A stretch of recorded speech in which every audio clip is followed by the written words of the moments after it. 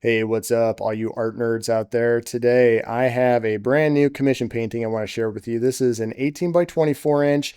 The client is over in New York, and the direction as far as what I got from the client, what they wanted me to do was essentially go with my style, but don't go too abstract with the facial features. So I kept the eyes, nose, and mouth fairly intact all the way through this painting, but I did have some fun with color shifts. So I start off with some very subtle colors. They're a little bit cooler in the darker areas, and then they get a little bit warmer towards the highlights. And then after that first layer is done, after you see this first layer where it's all about getting the drawing done, getting all the features as accurate as possible, I switch over to color. So I switch over to some purples and some very subtle, almost pinks in the highlights, but it's mostly purple, a little bit of blue, a little bit of purple, almost pink. That's the main color scheme I have for the accent color.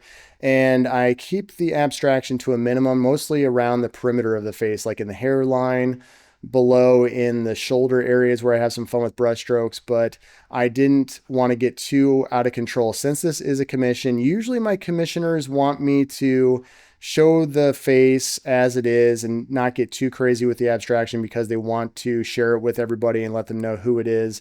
If I get abstract with the eyes, like I love to do, you know me, I love to get very abstract with the eyes. It's hard to tell who it is. It kind of removes the identity of the person. So that's usually my non-commission work, is when I get a little bit more crazy with the abstraction. But for commissions, usually they want me to dial it back a little bit so they can see their loved one or their friend in full view and not be covered up in abstract brushstrokes and things like that. So the usual process here, I start off with the drawing process, just the block-in method. I have the reference image to the left of me. It's on a monitor for the first part of this. And then I do actually shift over to some paper printouts for reference. I decided to get away from my screen. I was getting a little tired of looking at my screen. Sometimes my eyes just get burned out looking at screens. So I print them out so that I can just enjoy working completely analog away from screens.